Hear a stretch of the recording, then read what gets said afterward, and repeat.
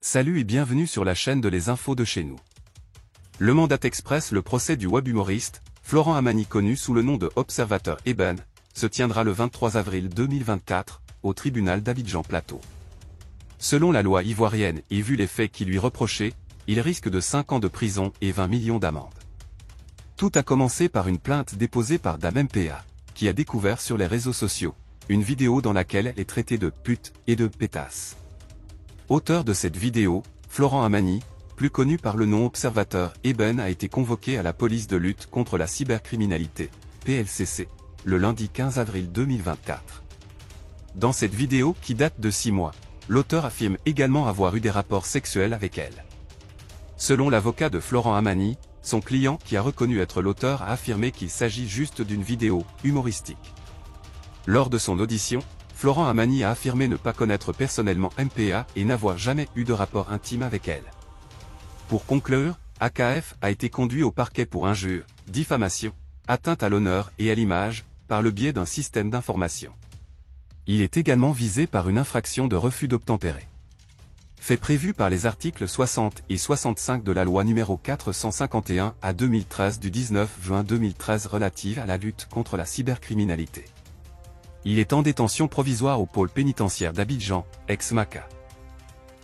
Dans d'autres nouvelles, le Congrès panafricain pour la justice et l'égalité des peuples, COJEP, un parti de l'opposition ivoirienne dirigé par Charles Blé Goudé, condamné la précipitation et l'entêtement de la Commission électorale indépendante, CEIA, a mené une opération d'actualisation de la cartographie électorale, sur toute l'étendue du territoire national, en prélude à la prochaine élection présidentielle, en dehors de tout cadre consensuel. Dans un communiqué consulté par Abidjan.net ce dimanche 21 avril 2024. Cette opération qui a débuté depuis le 1er avril 2024 à l'initiative de l'organe en charge de l'organisation des élections en Côte d'Ivoire, la CEI, semble ne pas trouver l'approbation ou l'assentiment de plusieurs partis politiques du pays. Malgré les interpellations de certains acteurs politiques et de la société civile, l'institution électorale ivoirienne semble faire la sourde oreille et entend visiblement poursuivre cette opération, martèle le communiqué. Pour le COJEP, la mise à jour de la cartographie électorale est une opération intimement liée à l'établissement du répertoire des lieux et bureaux de vote et à l'identification des centres de révision de listes électorales, dans la perspective de la prochaine révision de la liste électorale.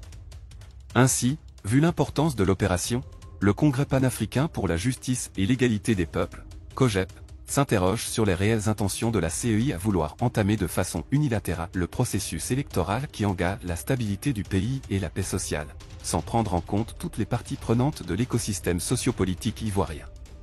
À en croire cette note du parti de Blé Goudé, la poursuite de cette opération jusqu'à son terme sans la prise en compte de la vision commune et consensuelle, consisterait à faire le lit d'une nouvelle crise dans notre pays, alors que la CEI peut grandement contribuer à nous en faire l'économie.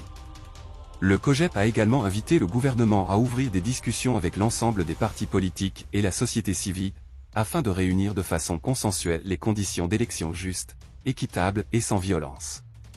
Le COJEP réitère sa position sur la nécessité de la mise en place d'une commission électorale véritablement indépendante, débarrassée de toute pesanteur partisane tout en invitant les Ivoiriens et toutes les parties prenantes du processus électoral à une prise de conscience collective afin d'éviter à notre pays une autre crise électorale. Si vous avez aimé cette vidéo, merci de liker, partager, commenter et surtout vous abonner à la chaîne.